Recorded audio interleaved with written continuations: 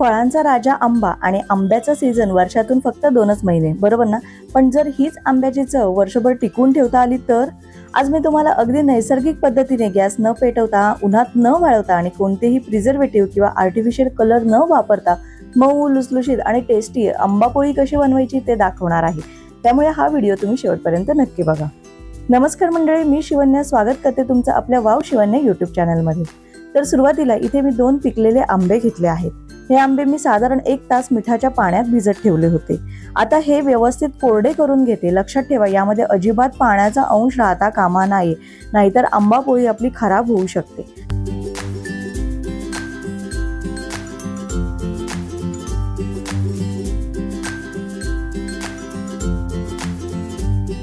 यानंतर आंब्याची सालं काढून घ्यायची आहे. तुम्हाला ज्या पद्धतीने सोपं वाटेल त्या पद्धतीने तुम्ही सालं काढू शकता. आता दोन्ही आंब्यांचा गर काढून घेतला आहे आणि तो मिक्सरमधून बारीक करून घेणार आहे. मिक्सरचं भांडं सुद्धा पूर्ण कोरडं असलं पाहिजे. आपण वापरणारी सगळी भांडी कोरडी असणं खूप महत्त्वाचं आहे, नाहीतर आपली आंबापोळी खराब होऊ शकते.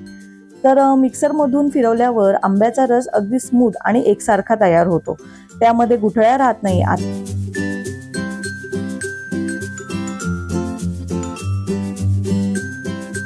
तर मंडळी, आंबापोळीसाठी लागणारं साहित्य आहे आंब्याचा पल्प, वेलची पावडर आणि साखर. या 3च वस्तू आपल्याला लागणार आहेत. तर मग सुरुवात करूया.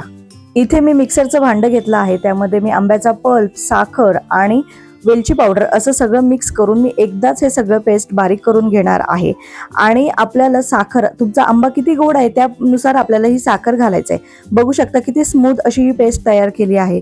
त्यानंतर इथे एक मी ताट घेतला आहे. त्या ताटाच्या बुडाला मी छान असं तुपाचा हात लावून घेतलेला आहे. त्यामुळे आपली आंबापोळी ही व्यवस्थित अगदी सहजरित्या निघू शकते. तुम्हाला किती जाड लेअर हवा आहे त्या पद्धतीने तुम्ही आंब्याचा रस हा प्लेटमध्ये टाकून घ्या आणि इव्हनली स्प्रेड करून घ्यायचा आहे.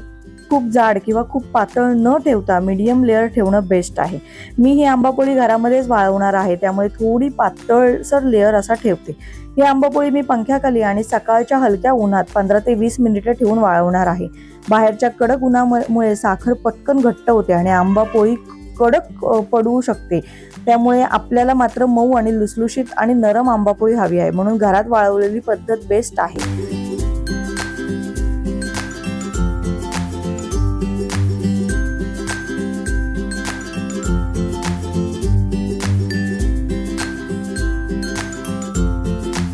2 दिवसांनी बघा, सुरुवातीला हाताला चिकटणारी आंबापोळी आता अजिबात चिकटत नाहीये. म्हणजेच आपली आंबापोळी तयार झाली आहे.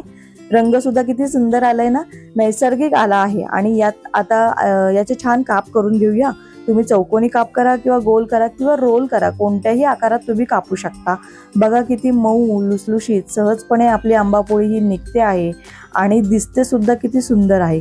ही घरगुती आंबापोळी मुलांसाठी खूप पौष्टिक आहे आणि सुरक्षित आहे. यामध्ये कोणतेही केमिकल्स आणि आर्टिफिशियल कलर्स नाही आहेत.